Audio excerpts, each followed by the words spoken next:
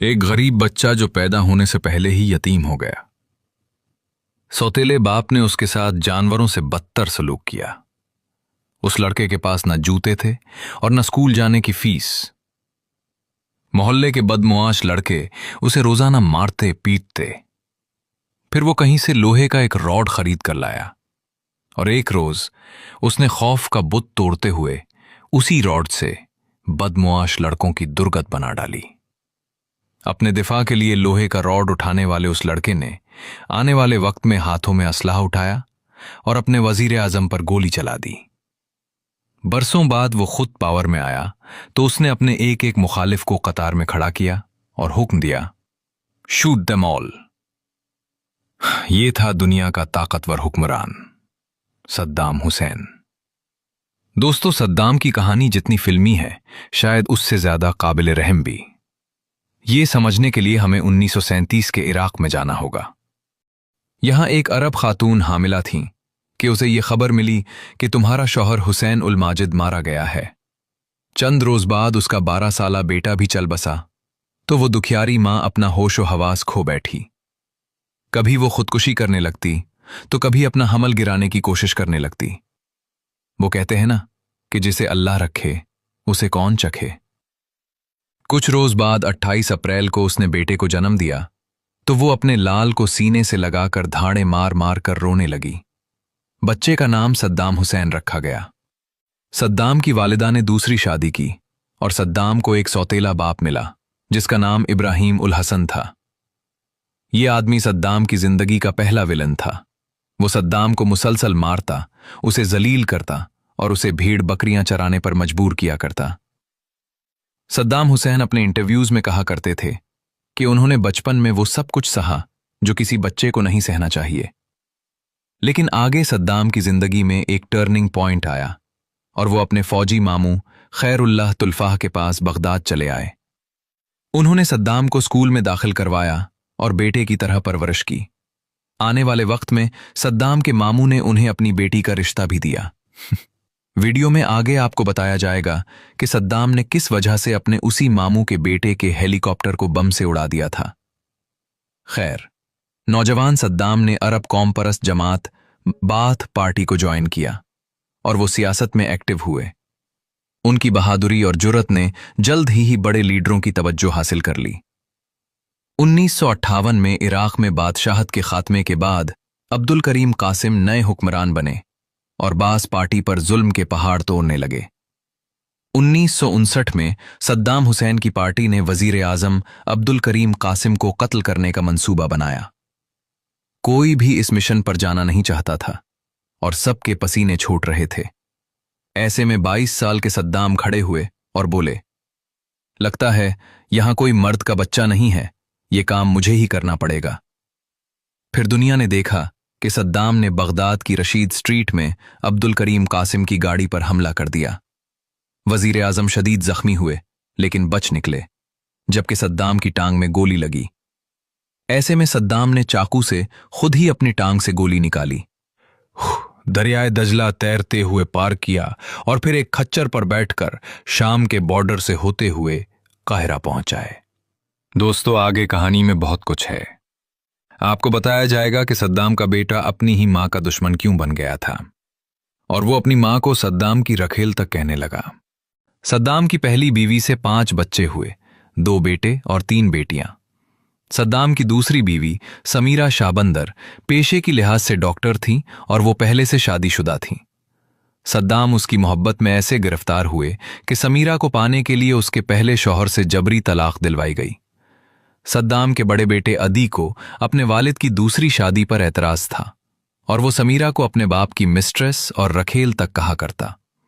एक रोज भरी महफिल में अदी ने सद्दाम हुसैन के उस दोस्त को भी मार डाला जिसने सद्दाम की समीरा से पहली मुलाकात करवाई थी।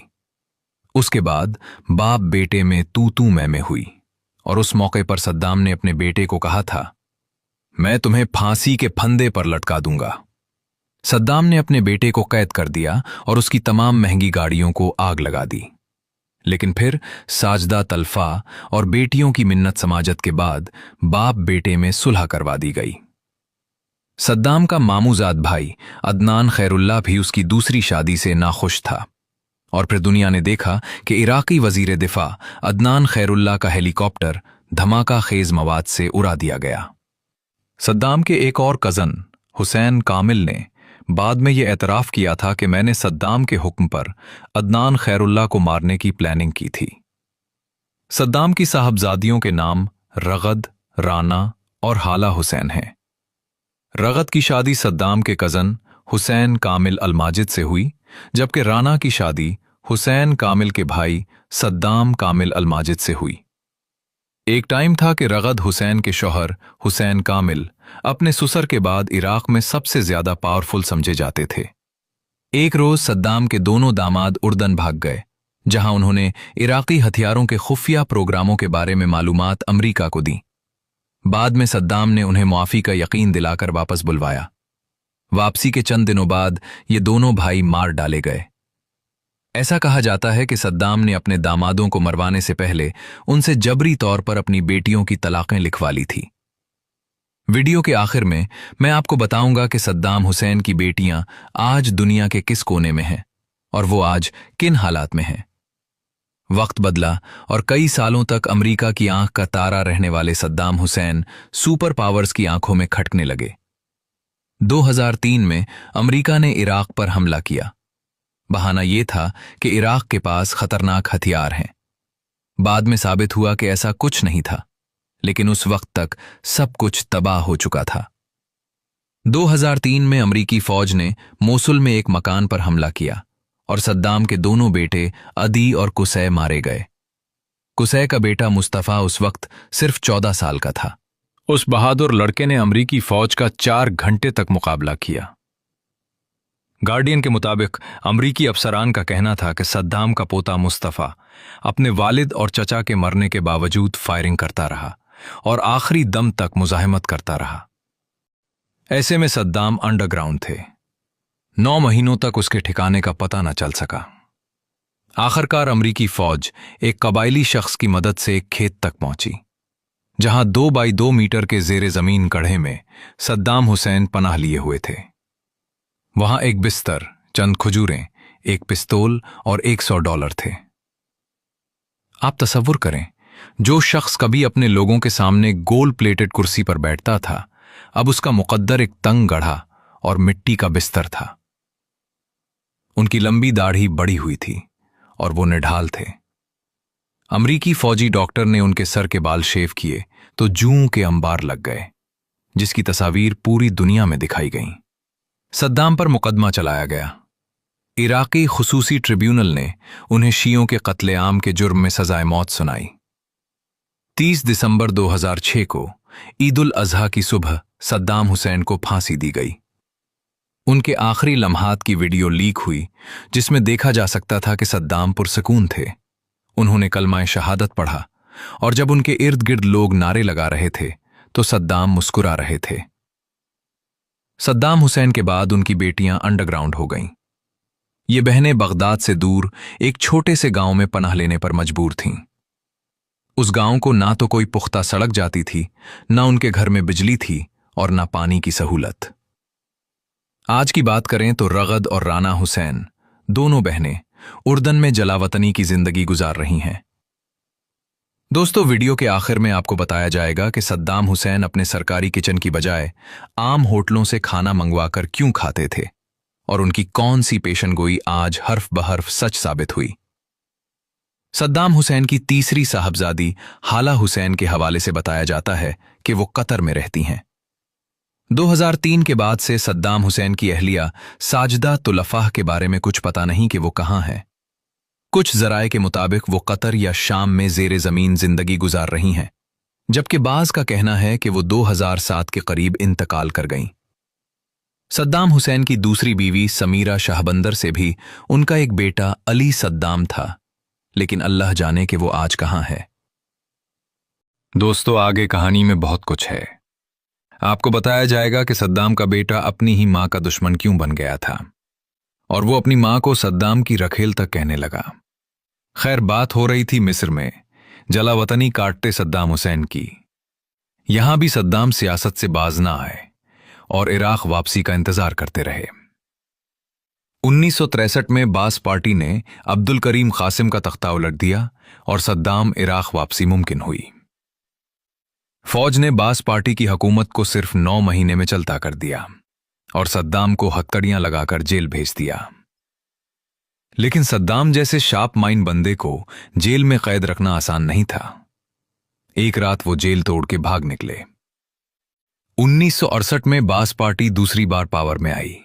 अहमद हसन अल बक्कर सदर, जबकि उनके कजन सद्दाम हुसैन नायब सदर बने। 2 साल बाद सद्दाम हुसैन ने अपने कजन को इस्तीफा देने पर मजबूर कर दिया। जब सद्दाम हुसैन अपने सदर के खिलाफ बगावत कर रहे थे तो ऐसे में उनकी बीवी साजदा तुल्फा हामिला थीं और फिर सद्दाम के घर में पहली बेटी की पैदाइश हुई, जिसका नाम रगद रखा गया। सद्दाम के 2 बेटे और इसी तरह से 2 मजीद बेटियां पैदा हुईं। इख्तदार संभालने के सिर्फ चंद दिनों बाद सद्दाम ने एक ऐसा काम किया जिसकी वजह से वो खौफ की अलामत बन गए। सद्दाम ने एक बड़े हॉल में पार्टी की मीटिंग बुलाई।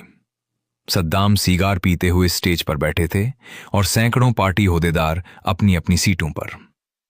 फिर सद्दाम ने लिस्ट निकाली और एक एक गद्दार का नाम पुकारना शुरू किया। हॉल में मौजूद लोग खौफ से कांप रहे थे। बताया जाता है कि उस रोज सद्दाम ने दर्जनों लोगों को बेरहमी से शूट कर दिया। ये सब कुछ सद्दाम ने जानबूझकर वीडियो में रिकॉर्ड करवाया ताकि सब लोग जान लें कि गद्दार की क्या सजा होती है। यही खौफ की फजा अगले 24 सालों तक बरकरार रही और किसी एक ने भी सद्दाम के खिलाफ चूचा तक न की।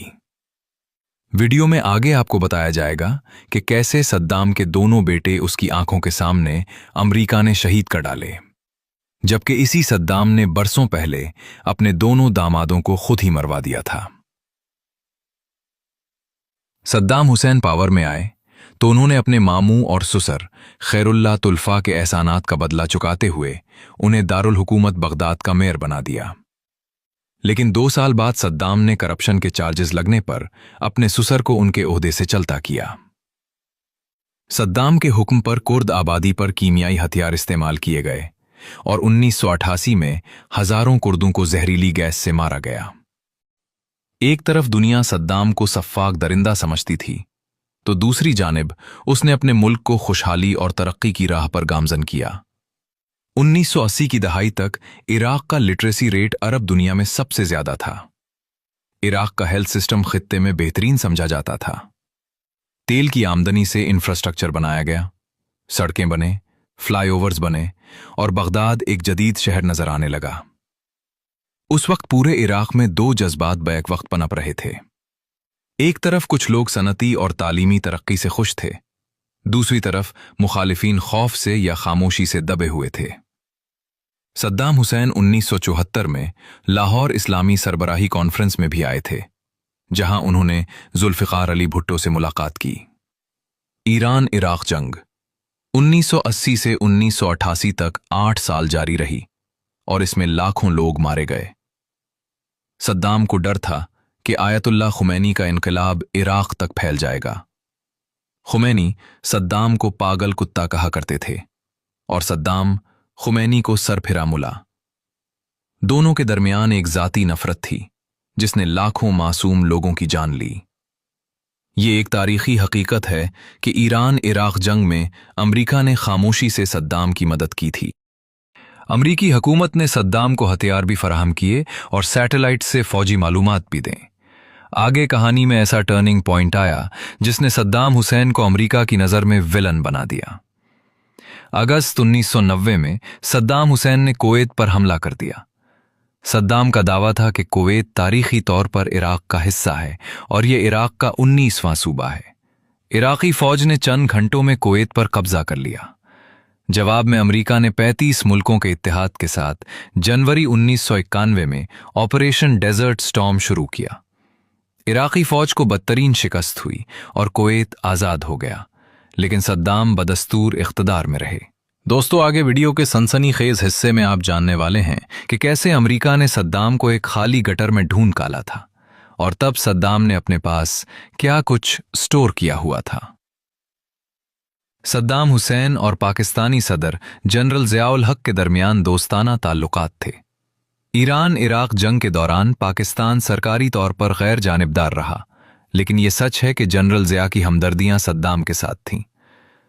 सद्दाम हुसैन की जिंदगी के कुछ अजीब व गरीब वाक़यात उनकी संजीदा शख्सियत के बरक्स थे। एक वाक़या मशहूर है कि सद्दाम ने अपने डॉक्टर से पूछा कि लोग मुझसे इतना क्यों डरते हैं। डॉक्टर ने जवाब दिया कि शायद इसलिए कि आप बहुत ताकतवर हैं।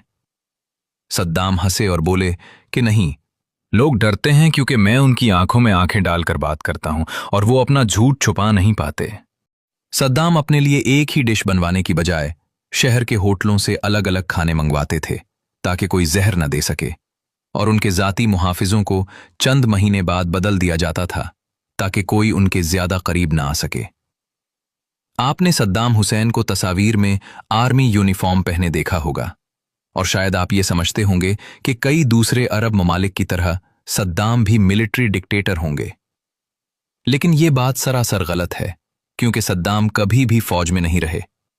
सद्दाम हुसैन एक बार राउंड पर थे। उन्हें देखकर पूरा गांव जमा हो गया। सद्दाम हुसैन ने लोगों से पूछा, आपको कोई परेशानी और तकलीफ तो नहीं? तो लोग कहने लगे, हम सब बहुत खुश हैं, यहां अमन और सलामती है। सद्दाम हुसैन रुखसत चाहते हुए बोले, भाइयों, बस मेरे लिए दुआएं करते रहा करो। मैं जब तक जाग रहा हूं, तुम उस वक्त तक सुकून से सोते रहोगे। जब मैं चला गया तो तुम कभी सो नहीं पाओगे। सद्दाम हुसैन की कहानी हमें सिखाती है कि बेलगाम ताकत इंसान को क्या से क्या बना देती है। एक यतीम लड़का जो एक वक्त में कुछ भी नहीं था, आने वाले वक्त में इराक का ताकतवर लीडर बना, जिसने अपने मुल्क को तरक्की भी दी और तबाह भी किया, जिसने लाखों लोगों को मारा और आखिर में एक गड्ढे में पनाह लेने पर मजबूर हुए। उम्मीद है कि आपको हमारी वीडियो पसंद आएगी। इस कोशिश को सराहने के लिए वीडियो को अपने दोस्त, अहबाब और हम ख्याल लोगों में शेयर लाजमी कीजिएगा। मिलते हैं अगली वीडियो में। अल्लाह हाफिज़ व नासिर।